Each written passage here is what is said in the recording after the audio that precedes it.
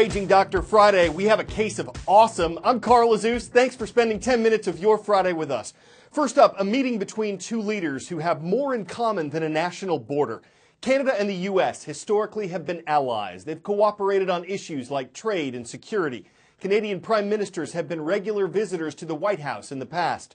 But Prime Minister Justin Trudeau's trip to Washington is the first formal visit by a Canadian premier in 19 years, and he received a very warm welcome from U.S. President Barack Obama. The American leader discussed their common ground in terms of social, economic, and foreign policies. Prime Minister Trudeau has some critics in Canada. Like some of his cabinet members, he has limited political experience. His country's budget deficit is much greater than his Liberal Party had predicted. But since his election last October, he's developed a strong alliance with his American counterpart. Justin Trudeau is a relatively new face in Canadian politics, but one with a very popular last name.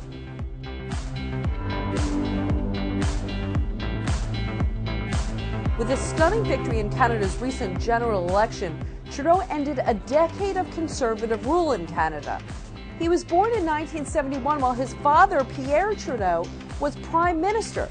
His popularity was so great it was dubbed Trudeau-mania. He was compared even to John F. Kennedy. When Justin delivered a powerful eulogy at his father's funeral, it sparked talk of a political dynasty. The former schoolteacher took his time getting into politics, trying his hand at acting, charity boxing, even coaching bungee jumpers. But after his father's death, he became more politically active, winning a seat in Parliament in 2008. Skeptics said he was too young and inexperienced to become prime minister, but by all accounts, he ran a very impressive campaign, sweeping the Liberals to victory. For years, the Conservative Prime Minister Stephen Harper kept the economy running relatively smoothly.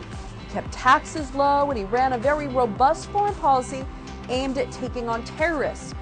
By contrast, Trudeau is promising to pull out of counterterrorism operations in the Middle East, restore ties with Iran, and he also wants to bring 25,000 Syrian refugees to Canada.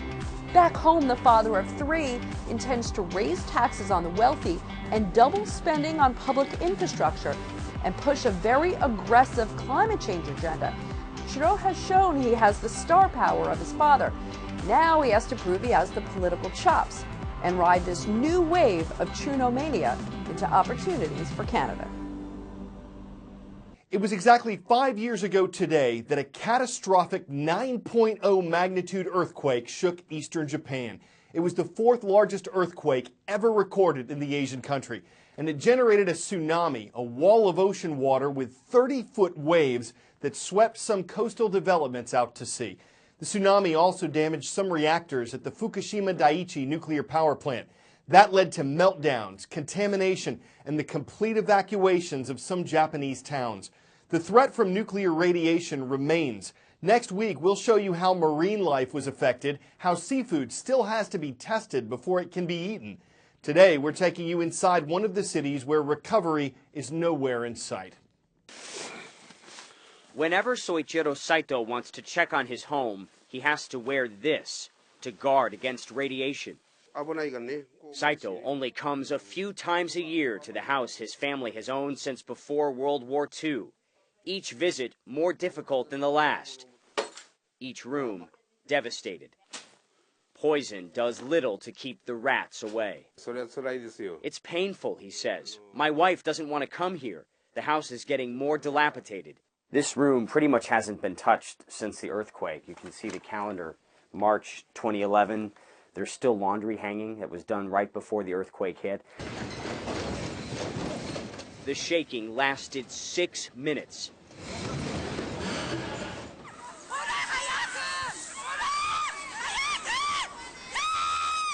Tsunami waves soon after. Icy cold, consuming coastal towns. 5 years ago, on March 11th, 2011, almost 20,000 people died. Many, spared by nature, would soon face a man-made disaster. Saito's house is 3 kilometers, less than 2 miles from the Fukushima Daiichi nuclear plant. his town, Futaba, sits empty. More than 6,000 people once lived and worked here. Today, they're allowed in for just 5 hours at a time.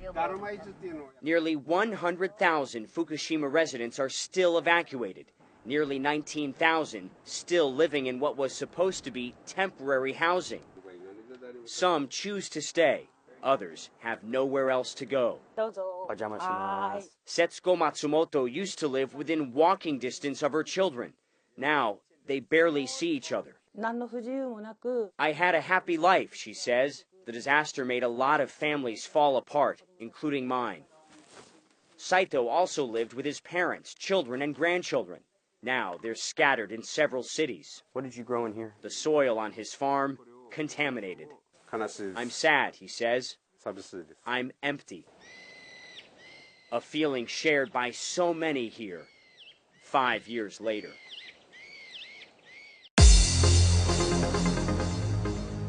Catching up now with 3 of the groups watching our show. These are from yesterday's transcript page at cnnstudentnews.com. Brunswick High School is in southeast Georgia. From the city of Brunswick, the Pirates are setting sail. In the city of Monroe, Iowa, we've got the Mustangs roaming free. PCM High School is on the roll. And though Shanghai isn't China's capital, it's the Asian country's most populated city, and it's home to Shanghai Experimental School. Would it be possible to grow plants on Mars? If you saw the movie The Martian, you saw one kind of unsavory idea about how to do that. This Dutch ecologist recently did an experiment to see if it'd be possible using other substances. He got some simulated soil from NASA. Basically, it's a type of dirt that has a similar composition to the soil found on Mars and the Moon. His team added grass as a fertilizer and grew crops in trays. And it worked! They succeeded in growing tomatoes, peas, radishes, and rye. But there was a problem, and it's a big one. The soil has significant amounts of heavy metals like arsenic and lead. And if these substances wound up in the plants themselves, they could be toxic to anyone who ate them.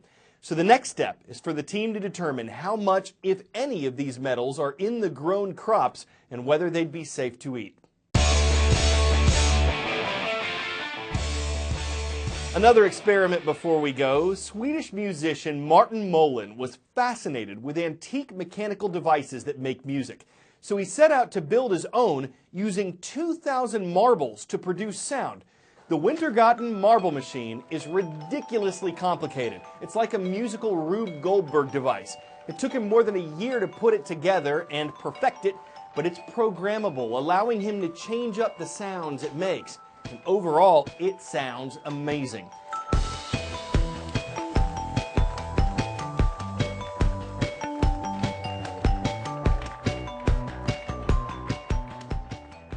So you could say it struck a chord, that it's a noteworthy invention by a great mechanic, that it's an inspiring sounding board.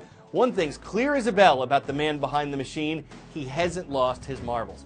I'm Carl Azus, and saying happy weekend is music to our ears.